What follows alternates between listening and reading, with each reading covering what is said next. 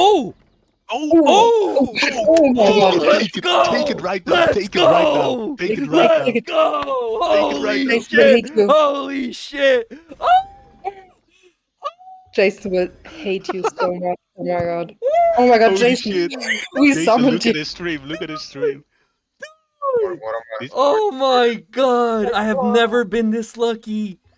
this is Brother. 200 regen pots. 200. Brother!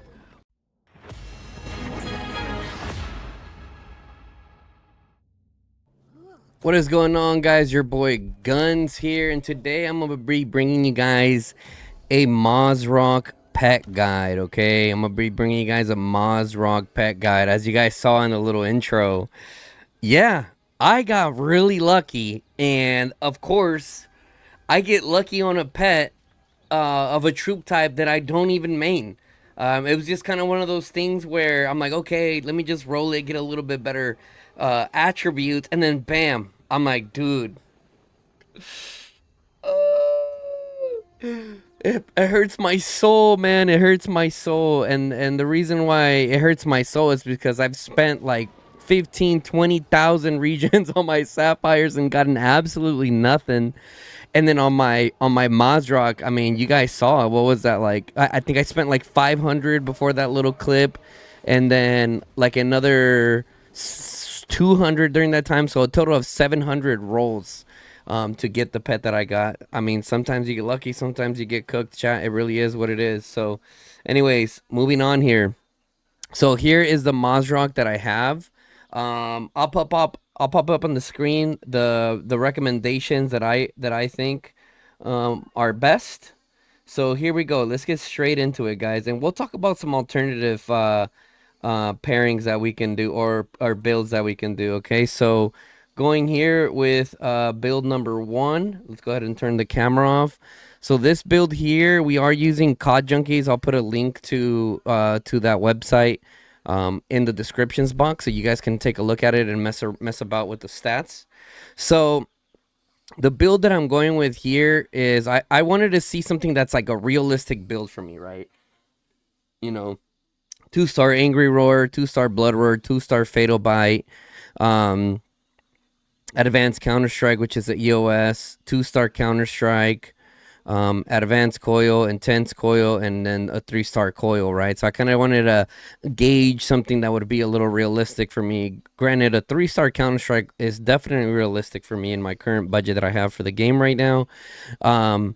And this is the build that I recommended. You guys can see one of the things with this pet, guys, it's essentially like a venomous lizard.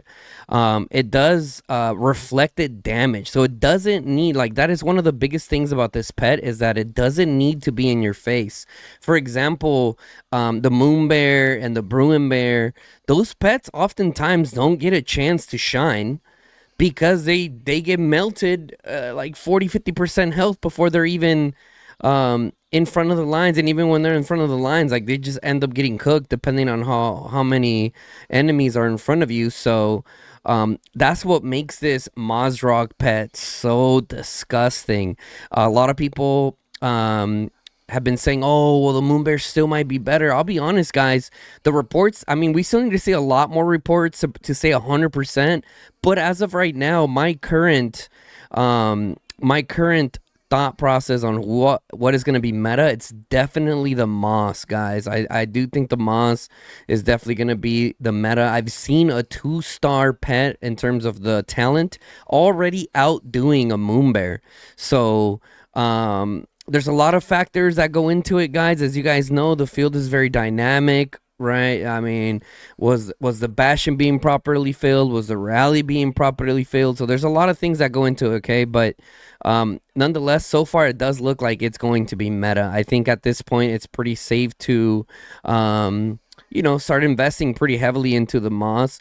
I would say at least into the 2-stars, and kind of wait for a little bit more rallies to come from the Krakens, which I'm sure are soon to come here in the near future.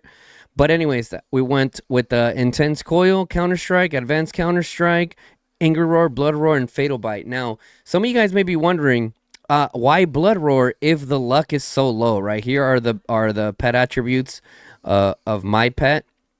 Some people say like why go for the blood roar if the luck is so low on this pet, right? It's probably gonna be better to go or keep the tooth and claw instead of blood roar. But let me pull that one up here. Bink. Let me pull up the second one. So in the calculator, I did a comparison of what it would look like with the tooth and claw. Now, if you look at the differences here, guys, if you look at like here's tooth and claw, here's the tooth and claw, and here's no tooth and claw, right? So it's about what, like a 300 damage difference. If you guys see here, 1960 and 2260. So yeah, I don't really math that hard, but roughly 300 damage factor. I would say, guys, considering how much more expensive the blood roar is than the tooth and claw, it might be worth for some people to take that tooth and claw to a 2 and a 3 star faster than it would be realistically for a blood roar, right? I mean, that could potentially be a move that you guys do depending on, what the budgets are. Okay, now you also might be thinking, so I'll keep this up here on the screen so you guys can take a look at it. You guys can take a look at it there. There is some people that are saying to take out intense coil, but here's the thing about the intense coil, right? Here's one of the things about the intense coil that kind of goes beyond just the pet itself. So the intense coil increases the HP, okay? Let's see, how much does the 3-star intense coil go up to? 3-star intense coil, dun, dun, dun, dun, dun, boom. Up to what, 18% HP, and probably even more depending on what it is once it goes onto your pet. But that directly correlates to your heroes, right? We got to keep in mind that the new heroes, guys, the new heroes here scale off HP bonus. Okay, they scale off HP bonus. I think it's off of Kuma. Yeah. Which one is it? Right here. Right, so temporary infantry unit HP bonus with a fixed duration obtained during battle, right? So that's something that directly helps it. So, some people are saying like don't do the intense coil. You can do like a tooth and claw instead or whatever in terms of the pet. But I still do think the intense coil is the move. Now, the next big thing that a lot of people are talking about is like what is going to be better. So for the field, 100% the counterattack build that I showed you guys, I think it's going to be the best one. Okay, for the field, specifically for the field. Once again, and the reason for that is because, like I said, the pet specializes on dishing out damage even if you're not right in front of them. Okay, so I do think that's kind of, the situation there. So now, the next big question is, how is it going to be for rallying? And one thing that is pretty common knowledge at this point, some people are saying, like, is it going to be the fierce attack build or is it going to be the counter attack build? What build is going to be better for the rallies? Now, here's what I will say to that. You can't go wrong with whatever build you decide to go for. So if we take a look at here, we got the fierce attack build. Okay, we have the fierce attack build here. I also compared like these two, like advanced fierce attack or intense fierce attack, depending on which one you do for like EOS. I even took intense coil out and put like just like nothing there and put like the full fierce attack package, but it wasn't necessarily adding up to the damage. If you guys take a look at the damage, it's substantially less damage than the counter attack build, right? Look at that, 12,000 to 8,000. So big power difference there. Granted, man, I mean, here's the thing. At the end of the day, we can use these calculators as a tool, but they're not the end all be all. One of the things that we see with the Moon Bear to this day, guys, at least I know they're two different pets, all right? So it could definitely depend. And this is why I'm gonna give you guys this advice here. I don't think you can go wrong with the Counter-Strike build because I think it also helps you out in the field, right? So a lot of us are not rally leads, okay? So I think bang for your buck, it would benefit you more to go for the counter counter build or counter attack package that I call it, instead of a fierce attack package, because the fierce attack package seems to be a little bit more meta when it comes to rallying single target. Now, if you're in garrison and you're taking a double rally, then I think the counter attack package is going to be better there as opposed to the fierce attack package. But in a 1v1, so far when it comes to the moon bears, the fierce attack packages are the ones doing the most damage. Now, as of right now, I would say be patient when it comes to, at least for those of us that are not like Krakens but have the skills available. I waited this long to do the video because I needed to just gather more information, talking with inf mains, looking at disc calculators, talking to other like pet enthusiasts that get real nerdy with the pets. Once again, let me know in the comment section below what you guys think is going to be the best builds for rallying and garrisoning. But I do think it's two different scenarios. 1v1, so far the fierce attack seems to be the meta. However, we gotta wait, okay, because on this new pet we don't know if it applies the same like the moon bear. Okay, so we still need a lot more testing for that. As of right now, I wanted to give you guys kind of like a little update on what I thought was gonna be like the best builds. Okay, so it's gonna be interesting to see, man. It's gonna be interesting to see all the different builds that people come up with. However, I think that if it follows the same meta as the moon bear, it's gonna be good to have two different types of Mossrocks, right? One with the counterattack build, just in case you're taking like a double rally, or for some reason you're playing against savages who swarm bastions like DFS and other alliances as well.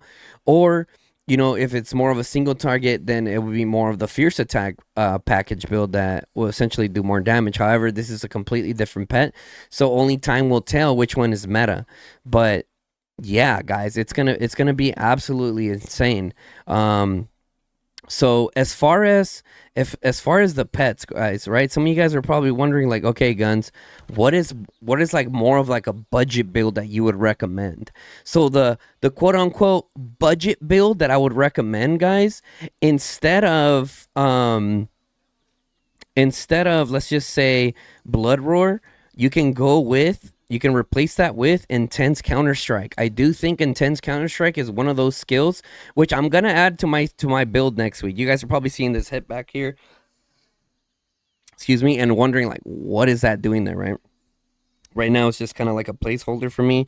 Next week we're gonna add the Intense Counter-Strike there, just for now, right? Because we're gonna need a lot more ambers to get this pet going more. We definitely need that advanced coil. So when it comes to deciding whether to go for the EOS Counter-Strike or the EOS advanced coil, I think the advanced coil is definitely the move, based on, you know, once again, talking to inf mains and also looking at the calculator and also looking at people's reports and seeing which ones are doing better. So that's what I would say there. You can go with the Intense instead of the Blood Roar. And then, I mean, listen, some of you guys may be saying like, look, the Angry Roar 1-star is still really expensive for me. Look, stay active in KVKs, man. There's chances of getting Angry Roars, Blood Roars, and Fatal Bites in those. So getting a 1-star is very, very doable. I know that because I have pets like that on my free-to-play account, right? That's kind of going down another rabbit hole there. But yeah, replacing that with the Intense Counter-Strike, and then the rest being where they're at, I think would be like the better budget build up until the time that you start getting some ambers, right? Then you can start replacing some of those with some amber skills. So all the other skills are they just fall so behind that I wouldn't even recommend going for things like, you know, like a Poison Gland, or you might think a Robust Body because it gives HP and stuff like that. Like, once again, if you guys look at how the new infantry scale, it has to be a temporary HP boost. So the Robust Body, for example, it's a permanent boost, so it wouldn't necessarily scale the new infantry. So that is an important thing to look at there as well. You have other skills as well that work great. For example, like a Blood for Blood, a Swift Revenge, the Hit Back, all these things that have to do with like counterattack damage, or for example, Track and Hunt or Pursue Predation. dude, they fall so far behind. Like a 1 star Blood Roar and a 1 star Angry Roar just like outdo them by a lot. That I just don't recommend that. And for me, you guys know that I try to recommend you guys the best builds possible. And I mean, I'm just gonna keep it honest with you guys, you know, and I give you guys advice based off from the free to play side of things, and up to the high spend kind of things, right? So for example, let me just show you guys a quick example. We're not gonna go down that rabbit hole, right? So we got a Shadow Manticore here from my free to play account, guys. Look at this. They are attainable. It is possible. So for some of you guys that are saying like, oh no, guns, you know, Angry Roar and Fatal Bites are too expensive. Like, nah, that's a you problem, bro. You got to lock in, get active in your KVKs, get those merits needed.